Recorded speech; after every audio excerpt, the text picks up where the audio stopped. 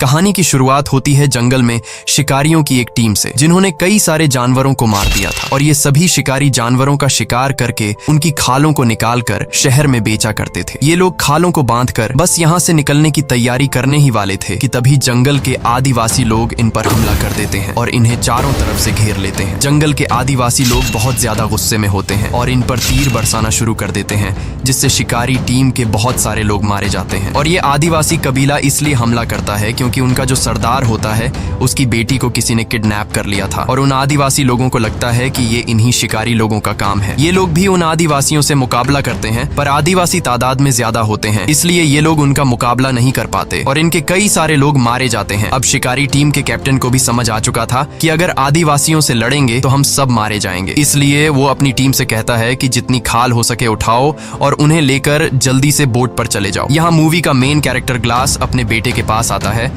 और उसे जल्दी से बोट तक पहुंचने को कहता है। तभी ये लोग देखते हैं कि आदिवासी लोगों का एक और बड़ा ग्रुप आ रहा है, इसलिए ये लोग लड़ना छोड़ देते हैं और अपनी जान बचाने के लिए तेजी से बोट की तरफ भागते हैं। इसी बीच शिकारी टीम के और भी कई सारे लोग मारे जाते हैं। बस कुछ ही लोग बोट तक पहुंचकर यहाँ से निकल जाते हैं। उनके जाने के बाद आदिवासी लोग शिकारियों से बची सारी खालों पर कब्जा कर लेते हैं और कबीले के सरदार को यहाँ अपनी बेटी नहीं मिलती। अब कबीले का सरदार अपने लोगों से कहता है कि यहाँ पर जितनी भी उन अमेरिकन शिकारियों से खालें बची हैं उन्हें उठा लो। इन खालों को हम फ्रेंच शिकारियों को दे देंगे, बदले में हम उनसे घोड़े और बंदूकें ले लेंगे और मेरी बेटी को तब तक ढूंढते रहेंगे जब तक वो मिल नहीं जाती। दूसरी तरफ ये अमेरिकन शिकारी लोग काफी दूर जाने के बाद भी डरे हुए होते हैं और बंदूक तान कर तैयार रहते हैं, क्योंकि उन्हें भी पता था कि वह आदिवासी लोग इनका इतनी आसानी से पीछा नहीं छोड़ेंगे और वो कभी भी इनके ऊपर हमला कर सकते हैं। अब यहाँ पर इन लोगों को समझ नहीं आ रहा होता कि हमें किस तरफ जाना चाहिए। तब कैप्टन ग्लास से पूछता है कि हमें क्या करना चाहिए। ग्लास कहता है कि हमें इस बोट को छोड़ के जमीन के रास्ते चलना चाहिए, क्योंकि वो आदिवासी लोग नदी को फॉलो करते हुए जल्दी हमारे तक पहुंच जाएंगे, इसीलिए जमीन ही हम सबके लिए सबसे सेफ रास्ता है। लेकिन ग्लास की इस बात से इनके ग्रुप का एक आदमी जिसका नाम गैराल्ड है, उसे ग्लास का ये फैसला ठीक नहीं लगता। वो कहता है कि अगर हम जमीन से जाएंगे तो वो लोग हमें जल्दी मार देंगे, क्योंकि जमीन का रास्ता बहुत लंबा है और हमें घर पहुंचने में कई हफ्ते लग जाएंगे। लेकिन टीम का कैप्टन गैराल्ड से कहता है कि ग्लास इस जगह को हमसे बेहतर जानता है, इसलिए हमें उसकी बात मान लेनी चाहिए और ये लोग तय करते हैं कि अब हम जमीन के रास्ते जाएंगे। अब यहाँ गैराल्ड भी कैप्टन की बात मान लेता है, लेकिन कुछ लोगों को ग्लास का जमीन से जाने का फैसला ठीक नहीं लगता, इसलिए वो लोग बोट के जरिए नदी से होते हुए घर पहुंचने का फैसला करते हैं। इसके बाद जो जमीन के रास्ते से जाने वाले थे वो बोट से उतर जाते हैं और बोट में बैठे कुछ लोग नदी के रास्ते से आगे बढ़ते हैं। यहाँ कैप्टन सभी से कहता है कि हमें सारी खालें यहीं पर छोड़नी चाहिए ताकि रास्ते में हमें किसी भी परेशानी का सामना न हो। कैप्टन की बात सभी को ठीक लगती है, जिसके बाद ये लोग सारी की सारी खालें पत्थरों के नीचे छिपा देते हैं ताकि अगर फ्यूचर में ये लोग फिर कभी इस जगह पर आए तो इनकी खालें उन्हें मिल जाएं। और अब ये सारे के सारे जंगल के रास्ते चलना शुरू कर देते हैं। पर अब उनके लिए मुश्किलें बढ़ने वाली थी, क्योंकि जल्द ही सर्दी का मौसम आने वाला था और उन्हें कई हफ्तों तक पैदल चलकर अपने घर पहुंचना था। लेकिन इसके अलावा उनके पास कोई दूसरा रास्ता नहीं था, इसलिए ये सभी लोग ठंड से मुकाबला करने के लिए तैयार थे। जंगल के रास्ते से पैदल चलते हुए शाम हो जाती है और अब ये लोग एक जगह पर रुककर रात यहीं पर गुजारने का फैसला करते हैं। कुछ देर बाद रात हो जाती है और ये सभी जंगल में सो जाते हैं। अगली सुबह हम देखते हैं कि जो लोग ग्लास के जमीन के रास्ते से पैदल चलने का फैसला गलत समझ रहे थे, अब उन लोगों को अपनी गलती का पछतावा होता है। वो आदिवासी लोग आकर उन्हें मार देते हैं और आदिवासी लोग समझ जाते हैं कि कुछ लोग जंगल के रास्ते से पैदल निकल गए, इसलिए ये लोग पूरे जंगल में फैल जाते हैं उन बचे हुए अमेरिकन शिकारियों को ढूंढने। एक आदिवासी को जमीन पर चलने वाले अमेरिकन शिकारियों के पैरों के निशान भी मिल जाते हैं। वह आकर अपने कबीले के सरदार को बताता है। कबीले के सरदार को लगता है कि मेरी बेटी उन्हीं के पास है और अब ये आदिवासी लोग पैरों के निशान को फॉलो करते हुए उनके पीछे जाते हैं। इधर ये लोग लगातार कई घंटों से पैदल जंगल के रास्ते से आगे बढ़ते हैं और ये लोग काफी ज्यादा थक जाते हैं, इसलिए ये लोग कुछ देर आराम करने के लिए यहीं पर डेरा जमा देते हैं और सभी आराम करने लगते हैं। सभी लोगों को भूख लगी हुई थी पर खाने के लिए कुछ भी नहीं था, इसलिए ग्लास शिकार ढूंढने जंगल में अकेला निकल पड़ता है। कुछ दूर आने के बाद उसे महसूस महसूस होता है कि आसपास कोई है, इसलिए ग्लास बंदूक उठाकर रेडी हो जाता है और तभी उसे सामने भालू के 2 छोटे बच्चे दिखाई देते हैं। इससे पहले कि ग्लास वहां से निकल पाता तभी एक बड़ा भालू उस पर हमला कर देता है, जिससे ग्लास के हाथ से बंदूक गिर जाती है। वो भालू ग्लास को उठाकर पटकता है और ग्लास को बुरी तरह से जख्मी कर देता है। अब ग्लास कुछ भी नहीं कर सकता था, इसलिए वो आराम से जमीन पर लेट जाता है। ग्लास जब शांत होता है तो भालू भी वहां से जाने लगता है, लेकिन ग्लास शिकार पाने के लिए किसी तरह करके अपने गन के पास पहुंचता है। तभी वो भालू दोबारा से ग्लास पर हमला करने के लिए आता है। ग्लास जल्दी से बंदूक से उसे गोली मारता है, पर वह गोली भालू के सर में लगने के बजाय उसके गले में लग जाती है, जिससे भालू अब और ज्यादा चिढ़ जाता है और अपने पंजों से ग्लास के गले को चीर देता है। लेकिन भालू रुकता नहीं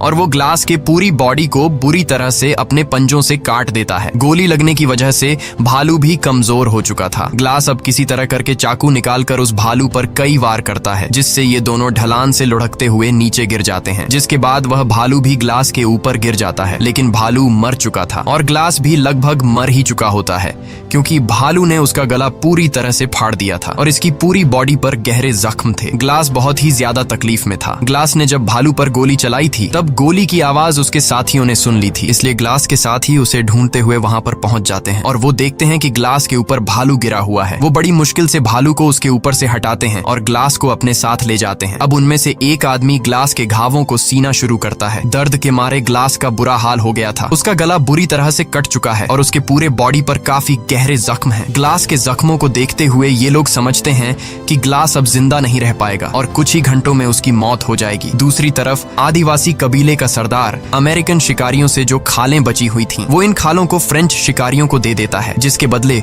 वो उनसे बंदूकें और घोड़े ले लेता है, जिसका मतलब इन अमेरिकन शिकारियों यानी ग्लास और उसके साथियों के लिए मुश्किलें बढ़ने वाली थीं, क्योंकि इससे पहले ये आदिवासी तीर कमान से हमला किया करते थे, लेकिन अब आदिवासियों के पास घोड़े और बंदूकें भी आ गई थीं। अब ग्लास बुरी तरह से जख्मी होने की वजह से चल नहीं सकता था, इसलिए ये लोग ग्लास के लिए लकड़ी का एक स्ट्रेचर बनाते हैं। वो ग्लास को उसके ऊपर रखते हैं और आगे बढ़ना शुरू करते हैं। इस तरह से ये लोग बारी बारी से ग्लास को उठाते हैं। ये लोग ग्लास को काफी दूर तक ले आते हैं, पर आगे का रास्ता बहुत ही मुश्किल था, क्योंकि आगे एक ऊंचा पहाड़ था जहां से इन लोगों को गुजरना था। ये पहाड़ी रास्ता इतना खराब था कि वहां से अकेला आदमी भी ठीक से नहीं चढ़ पाता था, इसलिए ग्लास को यहाँ से चढ़ाना नामुमकिन था। ये लोग फिर भी कोशिश करते हैं, पर ये लोग ग्लास को नहीं चढ़ा पाते। तभी उनका जो कैप्टन होता है वो अपने एक आदमी को बोलता है कि ग्लास के मुंह पर कपड़ा रखो। दरअसल वो ग्लास को गोली मारने वाला होता है, क्योंकि उसको लगता है कि ग्लास तकलीफ से गुजर रहा है और वैसे भी ग्लास अब बच नहीं सकता। ग्लास दर्द से तड़प रहा होता है और उसको यहाँ से घर ले जाना लगभग नामुमकिन है। कैप्टन ग्लास को मारने ही वाला होता है कि तभी ग्लास का बेटा सामने आकर बोलता है कि ऐसा मत करो। कैप्टन को उस पर तरस आ जाता है और वो ग्लास को गोली नहीं मार पाता, क्योंकि ग्लास की वजह से ये सभी जिंदा बचे होते हैं। कैप्टन वहाँ पर मौजूद सभी लोगों से कहता है कि जो भी 2 लोग ग्लास के मरने तक उसके पास रुकेंगे उसे गाँव वापस आते ही $70 दिए जाएंगे। कैप्टन कहता है कि ग्लास ने हम सबकी मदद की है और कैप्टन चाहता था कि ग्लास को नेचुरल डेथ मिले और जब ग्लास मर जाए तो उसका अंतिम संस्कार करके वो 2 लोग भी वापस आ जाएं। अब ग्लास का बेटा फौरन बोलता है कि मैं रुकूंगा, और वहाँ पर एक लड़का और होता है जिसका नाम फ्रेजर है। वो कहता है कि मैं रुकूंगा चाहे $70 मिले या ना मिले। अब ग्लास का बेटा हॉक और फ्रेजर दोनों उम्र में छोटे थे, इसलिए कैप्टन कहता है कि एक और आदमी भी इनके पास रहना चाहिए। यहाँ गेराल्ड सामने आकर बोलता है कि मैं रुकूंगा, पर $70 बहुत कम है। तब कैप्टन बोलता है ठीक है, $100 मिलेगा। और तभी जो ग्लास का बेटा और जो दूसरा लड़का होता है वो कहते हैं कि तुम हमारे डॉलर भी रख सकते हो। ये सुनकर गेराल्ड कहता है $300 काफी है, इससे मैं अपना घर खरीद सकता हूँ, और वैसे भी 2 से 3 दिनों की बात है, इससे ज्यादा दिन ग्लास जिंदा नहीं बच पाएगा। और गेराल्ड भी उनके साथ रुकने के लिए तैयार हो जाता है। अब ये 3 लोग ग्लास के पास यहाँ पर रुक जाते हैं और बाकी सब आगे निकल जाते हैं। गेराल्ड ग्लास के पास ही बैठ जाता है और ग्लास के मरने का इंतजार करने लगता है, लेकिन ग्लास मरने का नाम तक नहीं ले रहा होता। अगले दिन ग्लास का बेटा और वो दूसरा लड़का पेट भरने के लिए शिकार और पीने के लिए पानी लेने चले जाते हैं। तब गेराल्ड पास ही में एक घड़ा खोदने लग जाता है, लेकिन गेराल्ड ऐसा क्यों कर रहा है? क्या वह ग्लास को जिंदा दफनाने का सोच रहा है? ये तो हमें आगे ही पता चलेगा। इस तरह से और भी कई घंटे गुजर जाते हैं और जब गेराल्ड देखता है कि ग्लास अभी तक नहीं मरा, तब वो गुस्से से ग्लास के पास आता है और ग्लास से कहता है कि तुम मरते क्यों नहीं? तुम्हारी वजह से हम सबकी जान चली जाएगी, क्योंकि आदिवासी लोग अभी भी पागलों की तरह हमें ढूंढ रहे हैं, और अगर आदिवासी यहाँ पर आ गए तो वो हम सबको मार देंगे और तुम अपनी जान जान देकर अपने बेटे की और हम सबकी जान बचा सकते हो। अब गेराल्ड ग्लास से कहता है कि अगर तुमने अपनी पल के नीचे झपका ली तो मैं समझ जाऊंगा कि तुम मरने के लिए तैयार हो। ग्लास बेचारा काफी देर तक कोशिश करता है कि उसकी पलकें न झपके, लेकिन तब गेराल्ड उसे कहता है कि मुझे लगता है कि तुम अपने बेटे को भी नहीं बचाना चाहते। ग्लास गेराल्ड की बात सुनकर अपने बेटे को बचाने के लिए अपनी पलकें नीचे झपका देता है। ये देखकर गेराल्ड ने उसके मुंह में कपड़ा घुसाकर उसकी सांस रोक दी और ग्लास अब तड़प कर मर रहा होता है। तभी ग्लास का बेटा आकर गेराल्ड को बंदूक से पीछे धकेल देता है। ग्लास का बेटा गेराल्ड पर बंदूक तान देता है और उसे मारने की धमकी देता है। गेराल्ड उसे समझाने की कोशिश करता है कि मैं ऐसा क्यों कर रहा था, लेकिन ग्लास का बेटा उसकी कोई बात नहीं सुनता और चिल्लाने लग जाता है, जिसके बाद गेराल्ड ग्लास के सामने ही उसके बेटे को पेट में चाकू मारकर मार डालता है। ग्लास का गला पूरी तरह से कटा होता है, इसलिए वो चिल्ला भी नहीं पाता। वो सिर्फ अपने बेटे को मरता हुआ देखता है और गेराल्ड उसके बेटे को उठाकर दूर एक जगह में छिपा देता है ताकि जब वह तीसरा लड़का वहां पर आए तो वह इसे न देख पाए। कुछ देर बाद जब वह लड़का वहां पर आता है, वो गेराल्ड से पूछता है कि हॉक कहाँ है। तब गेराल्ड उसे बताता है कि वो आसपास ही होगा, थोड़ी देर में आ जाएगा। ग्लास बेचारा उस लड़के जिसका नाम ब्रीजर है उसे बताने की कोशिश करता है कि गेराल्ड ने मेरे बेटे को मारा है, पर वह बता नहीं पाता क्योंकि उसके मुंह से आवाज नहीं निकल सकती। अब रात होती है, गेराल्ड और ब्रीजर सो जाते हैं। अगली सुबह गेराल्ड ब्रीजर को जगाकर उससे झूठ बोलता है कि मैंने यहाँ से कुछ ही दूरी पर 20 आदिवासी कबीले के लोगों को हमारी तरफ तेजी से आते हुए देखा। अगर वो यहाँ तक पहुंचे तो हमारे टुकड़े टुकड़े कर देंगे। ये सुनकर ब्रीजर डर जाता है और बोलता है कि अगर हम चले गए तो ग्लास और उसके बेटे हॉक का क्या होगा, जिस पर गेराल्ड कहता है कि अगर हॉक जिंदा होगा तो हमें ढूंढ लेगा। फिर वो लड़का कहता है कि ग्लास अभी जिंदा है और हमने कैप्टन से वादा किया था कि ग्लास के मरने के बाद हम उसका अंतिम संस्कार पूरे रीति रिवाज से करके यहाँ से निकलेंगे। ये सुनने के बाद गेराल्ड ग्लास को पैरों से पकड़कर बहुत बुरी तरह से खींचता है। ग्लास के पूरे शरीर में घाव होते हैं और वो दर्द से चिल्ला रहा होता है। अब गेराल्ड ने एक दिन पहले जो कब्र खोदी थी उसमें ग्लास को जिंदा डाल देता है और ऊपर से मिट्टी डालना शुरू कर देता है। तब वो लड़का कहता है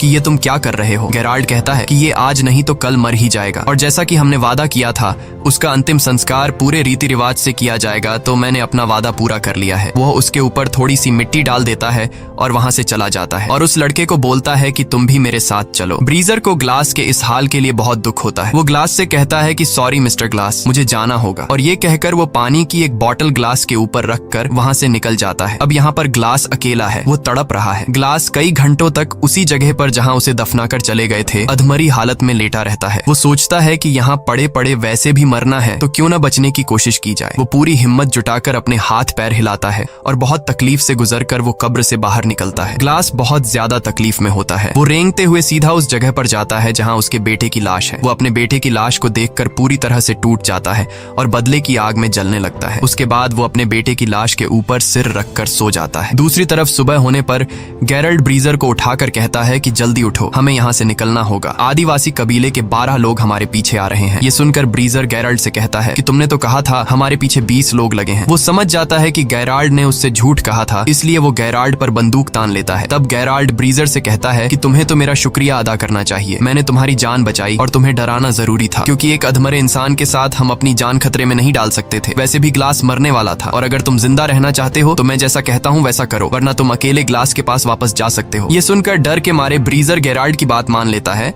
और उसके साथ आगे बढ़ने लगता है। दूसरी तरफ ग्लास उसी जगह पर होता है और अब ग्लास को भूख लगती है। वो रेंगता हुआ एक जगह पर जाता है जहाँ किसी जानवर का स्कल पड़ा होता है। वो उसमें से एक हड्डी तोड़ता है और जो सूखा हुआ मांस होता है उसे खाता है। फिर वो रेंगता हुआ एक पहाड़ी के छोर तक जाता है जहां वो देखता है कि नीचे एक नदी है। ग्लास को अब प्यास भी लगी थी। वो बड़ी मुश्किल से उसी तरह रेंगता हुआ उस नदी के किनारे पहुंच जाता है और पानी पीने लगता है। लेकिन जब वो पानी पीता है तो पानी उसकी गर्दन से बाहर निकल जाता है क्योंकि उसकी गर्दन कटी हुई थी। अब ग्लास को सबसे पहले अपने घावों का इलाज करना था। उसके पास थोड़ा बारूद बचा होता है। वो सूखी घास इकट्ठा कर आग जला लेता है और थोड़ा सा बारूद अपनी गर्दन के उस हिस्से पर डालता है जहां गला कटा हुआ था। फिर वो एक जली हुई लकड़ी को अपनी गर्दन में लगाता है जिससे बारूद जलकर एक चिंगारी पैदा होती है और उस चिंगारी से उसकी गर्दन जल जाती है। वो ऐसा इसलिए करता है ताकि जलने से जो उसका घाव फटा हुआ है वो चिपक जाए। इस दौरान ग्लास को बहुत दर्द होता है और दर्द के मारे वो बेहोश हो जाता है। उसके बाद ग्लास कई दिनों तक उसी नदी के किनारे रहता है। वो पानी पीकर और मरे हुए जानवरों का मांस खाकर अपने आप को जिंदा रखता है। एक दिन वो आदिवासी कबीले वाले लोग उसी नदी के किनारे आ जाते हैं और इससे पहले कि वो ग्लास को देख पाते, ग्लास जल्दी से नदी में कूद जाता है। वो नदी में तैरता हुआ उन आदिवासी लोगों से काफी दूर चला जाता है। नदी के इस बर्फीले ठंडे पानी में रहने के बाद ग्लास का ठंड से बुरा हाल हो गया था। वो बहुत मुश्किल से आग जलाकर अपनी बॉडी को गर्म करता है और अब यहीं पर रहने का फैसला करता है। इस तरह से ग्लास को यहाँ पर रहते हुए काफी दिन गुजर जाते हैं। अब उसके जख्म भी ठीक हो चुके थे और ग्लास थोड़ा बहुत चलने लगा था। नदी के किनारे होने की वजह से उसे पानी की तो कोई कमी नहीं थी, लेकिन पेट भरकर खाना उसे बहुत मुश्किल से मिलता था। वो वहां नदी से मछली पकड़कर उसे कच्चा खाकर गुजारा किया करता था और अपने आप को जिंदा रखता। अब एक रात को जब वो सो रहा होता है तभी उसको आग की कुछ लपटें दिखाई देती हैं और जब वो उस तरफ जाता है तो वहां पर एक आदमी होता है जिसने बहुत बड़ा शिकार किया था और वो उसे खा रहा होता है। ग्लास उसके पास जाता है और जैसे ही वो ग्लास को देखता है वो अपना तीर और कमान उस पर तान देता है। ग्लास इशारों से बताता है कि मैं तुम्हारे लिए कोई खतरा नहीं हूँ, मुझे बस खाना चाहिए। वो आदमी समझ जाता है और ग्लास को खाने के लिए शिकार का एक टुकड़ा देता है और दोनों पूरी रात वहीं सो जाते हैं। सुबह उठकर वो आदमी जब ग्लास के जख्मों को देखता है तो वो ग्लास से पूछता है कि ये तुम्हें क्या हुआ है। तब ग्लास उसे बताता है कि मैं अपनी टीम के साथ शिकार पर था और मेरी ये हालत एक जंगली भालू ने की है, जिसके बाद मेरे साथियों ने मुझे मरने के लिए जंगल में ही छोड़ दिया और उन्होंने मेरे बेटे को भी मार दिया। ये सुनकर उस आदमी को ग्लास के लिए बहुत दुख होता है और ये जो आदमी है वो कहता है कि मेरे पूरे परिवार को भी फ्रेंच शिकारियों ने मार डाला। ये कहते हुए वो आदमी बहुत ज्यादा इमोशनल हो जाता है, पर वो कहता है कि वो उन फ्रेंच लोगों से बदला नहीं लेना चाहता क्योंकि बदला लेना ऊपर वाले के हाथ में है। वह आदमी ग्लास के जख्मों को देखते हुए कहता है कि तुम मेरे साथ ट्रैवल कर सकते हो और इसके बाद वो दोनों एक घोड़े पर आगे का सफर तय करते हैं। दूसरी तरफ गायराल्ड और ब्रीजर अपने गांव के काफी करीब पहुंच जाते हैं, लेकिन गांव में एंटर होने से पहले गायराल्ड ब्रीजर से कहता है कि हमने जो भी किया उसके बारे में किसी को भी पता नहीं चलना चाहिए। वो ब्रीजर से कहता है कि अगर उन्हें सच पता चला तो कैप्टन हमें सूली पर चढ़ा देगा। मजबूरी में ब्रीजर उसकी बात मान जाता है। अब गैरल्ड और वो लड़का कैप्टन के पास जाते हैं और गैरल्ड कैप्टन को बताता है कि ग्लास के आखिरी सांसों तक हम उसके साथ रहे, हमने उसे अच्छी तरह से अंतिम संस्कार के साथ दफनाया और ग्लास का बेटा आदिवासी लोगों के हाथ लग गया और हम अपनी जान छुड़ाकर वहां से भाग आए। ये सुनकर कैप्टन अपने वादे के मुताबिक उन दोनों को $100 देता है, लेकिन वो लड़का पैसे लिए बिना वहां से चला जाता है। गैरल्ड उस लड़के के पैसे भी उठाकर बोलता है कि सफर में जो कुछ भी हुआ उससे ये लड़का सदमे में है, इसीलिए वो ऐसा कर रहा है और गैरल्ड भी वहां से बाहर निकल जाता है। दूसरी तरफ ग्लास बर्फ में उस आदमी के साथ आगे का सफर तय कर रहा होता है और तभी बर्फ का तूफान शुरू हो जाता है। ग्लास बीमार था और उसके जख्म सड़ रहे थे और इस वजह से वो बेहोश हो जाता है। इसके बाद वो आदमी ग्लास के लिए लकड़ी का एक छोटा सा झोपड़ा बनाता है और ग्लास के सारे कपड़े उतार कर उसे उसके अंदर रख देता है और उसे चारों तरफ से ढककर सामने आग जलाता है ताकि उसको गर्मी मिल सके। इस तरह से रात गुजर जाती है और अगली सुबह जब ग्लास उठता है तो वो चारों तरफ देखता है पर वो आदमी कहीं भी नहीं होता और जब वो थोड़ा आगे जाता है तो देखता है कि किसी ने उस आदमी को फांसी लगाकर पेड़ से लटका दिया है और वहीं कुछ दूरी पर ग्लास फ्रेंच शिकारियों को देखता है। ग्लास समझ जाता है कि इन्हीं लोगों ने उस आदमी को फांसी पर लटकाया है। अब ग्लास उनके घोड़ों तक पहुंचता है और वहां ग्लास देखता है कि एक फ्रेंच शिकारी एक लड़की के साथ रेप कर रहा है और ये लड़की कोई और नहीं बल्कि आदिवासी कबीले के सरदार की बेटी थी। असल में ये वही फ्रेंच शिकारी थे जिनसे आदिवासी कबीले के सरदार ने खालों के बदले घोड़े और बंदूकें ली थी और इन्हीं फ्रेंच शिकारियों ने कबीले के सरदार की बेटी को किडनैप किया था। लेकिन कबीले के सरदार को लग रहा था कि उसकी बेटी को अमेरिकन शिकारियों ने किडनैप किया है। उसके बाद ग्लास चुपके से पीछे से आकर जो आदमी कबीले के सरदार की बेटी के साथ गलत कर रहा था उसे मार देता है और लड़की को आजाद कर लेता है। यहाँ ग्लास होशियारी से काम लेते हुए एक घोड़े पर बैठ जाता है और बाकी घोड़ों की रस्सियां खोलकर बंदूक से गोली चला देता है जिससे सभी घोड़े भाग जाते हैं और अब उन फ्रेंच लोगों के पास घोड़े न होने की वजह से वे ग्लास का पीछा नहीं कर पाते, पर भागते समय ग्लास का पानी का बोतल वहीं पर नीचे गिर जाता है। वहां से भागने के बाद ग्लास रात एक पेड़ के नीचे गुजारता है और जब सुबह होती है तो वो देखता है कि आदिवासी उस तक पहुंचने वाले हैं। वो जल्दी से अपने घोड़े पर बैठकर भागने लगता है, लेकिन वे आदिवासी उसके काफी करीब होते हैं। वो एक दो आदिवासी को गोली मारता है और घोड़े को और तेजी से भगाता है और दौड़ते दौड़ते सामने एक पहाड़ आ जाता है जिसके नीचे एक गहरी खाई होती है। लेकिन ग्लास अब रुक नहीं सकता क्योंकि अगर वो रुकेगा तो वे आदिवासी लोग उसे मार देंगे। इसलिए ग्लास घोड़े के साथ खुद को उस खाई से गिरा देता है और नीचे एक पेड़ से टकराता हुआ सीधा बर्फ में गिरता है। घोड़ा डायरेक्ट नीचे छोटे चट्टानों पर गिरने से मर जाता है, लेकिन ग्लास अभी भी जिंदा है क्योंकि वो पेड़ से टकराते हुए बर्फ की मोटी परत पर गिरता है, पर उसकी हालत अब काफी ज्यादा खराब होती है। तभी वहां तेज तूफान आता है है और ठंड बहुत ज्यादा बढ़ जाती है। अब अगर ग्लास ने अपने लिए कोई गर्म जगह नहीं ढूंढी तो वो ठंड में जमकर मर जाएगा। अब ग्लास ठंड से बचने के लिए घोड़े के पेट को काटता है और उसके अंदर से सभी पार्ट्स बाहर निकालता है और रात को वहीं सो जाता है, क्योंकि वो जानता है कि अगर वह बाहर रहा तो ठंड से मर जाएगा। वो किसी तरह पूरी रात उस घोड़े के पेट के अंदर गुजारता है। सुबह जब वो उठता है तो वो देखता है कि मौसम अब नॉर्मल हो चुका है और एक बार फिर से वो अपना सफर जारी रखता है। वहीं दूसरी तरफ हम देखते हैं कि जहां पर ग्लास को पहुंचना है वहां एक फ्रेंच शिकारी आता है और वह अमेरिकन शिकारियों से मदद मांगता है। ये लोग उसे अंदर ले आते हैं। कैप्टन उससे पूछता है कि आखिर तुम्हारे साथ क्या हुआ? तो वह आदमी बताता है कि एक आदमी आया था जिसने हमारे कैप्टन को मार दिया और फिर उसने हमारे सभी घोड़ों को आजाद कर दिया। असल में यह आदमी ग्लास की बात कर रहा था और जो आदमी कबीले के सरदार की बेटी के साथ गलत कर रहा था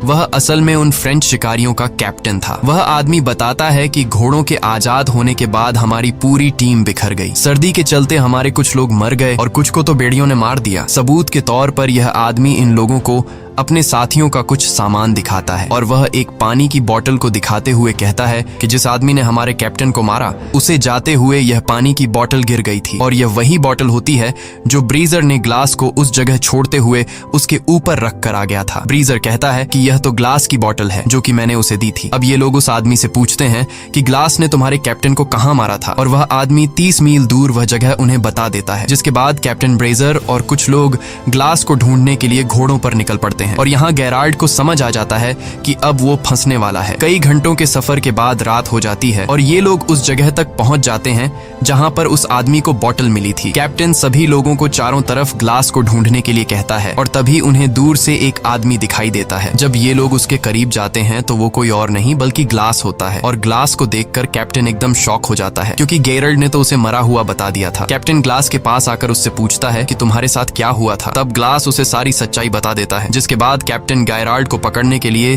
तेजी से वापस अपने गांव आता है और गेराल्ड को ढूंढता है, लेकिन गेराल्ड तिजोरी से सारा पैसा चुराकर भाग गया होता है। कैप्टन गुस्से में ब्रीजर को मारता है और अपने आदमियों से कहता है कि ब्रीजर को अरेस्ट कर लो, लेकिन ग्लास कैप्टन से कहता है कि इसमें ब्रीजर की कोई गलती नहीं थी। वहां जो कुछ भी हुआ ब्रीजर को उसके बारे में कुछ भी नहीं पता, इसलिए तुम उसे छोड़ दो। और अब कैप्टन यह तय करता है कि मैं गेराल्ड को पकड़ने के लिए जाऊंगा, क्योंकि उसने ग्लास के बेटे का मर्डर किया और उसने पैसा भी चोरी किया। तब ग्लास बोलता है कि मैं भी तुम्हारे साथ जाऊंगा, लेकिन कैप्टन कहता है नहीं, तुम्हें अभी आराम की जरूरत है, मैं अकेले उसे मारने जाऊंगा। ग्लास कहता है नहीं, मैं उसके लिए बहुत दूर से सफर तय करके आया हूँ और उसे सिर्फ मैं मारूंगा। जिसके बाद कैप्टन ग्लास की बात मान लेता है और ये दोनों घोड़ों पर गेराल्ड को मारने निकल पड़ते हैं। ये दोनों गेराल्ड के घोड़े के पैरों के निशानों को फॉलो कर रहे होते हैं और काफी दूर तक जाने के बाद ये दोनों अपना अपना रास्ता बदल लेते हैं। कैप्टन ग्लास से कहता है कि तुम दाएं रास्ते से जाओ और मैं बाएं वाले रास्ते से जाऊंगा। अब ये दोनों एक दूसरे से अलग हो जाते हैं और जब कैप्टन गेराल्ड को ढूंढ रहा होता है तो गेराल्ड एक बड़े से पत्थर के पीछे से निकलता है और कैप्टन को गन पॉइंट पर लेकर कहता है कि कैप्टन तुम यहाँ पर क्या कर रहे हो। कैप्टन उसे कहता है कि तुम्हारे ऊपर खून का इल्जाम है, इसलिए तुम मेरे साथ चलो, लेकिन गेराल्ड नहीं मानता। अब जैसे ही कैप्टन जेब से बंदूक निकालकर उसे मारने ही वाला होता है तभी गेराल्ड कैप्टन को शूट कर लेता है, जिससे कैप्टन की मौत हो जाती है। गोली की आवाज सुनकर ग्लास उस तरफ आता है